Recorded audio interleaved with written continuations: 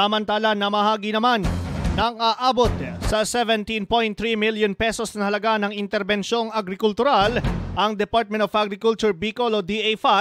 sa iba't ibang kooperatiba at asosasyon ng mga magsasaka sa Camarines Sur nito lamang hong nakalipas na semana.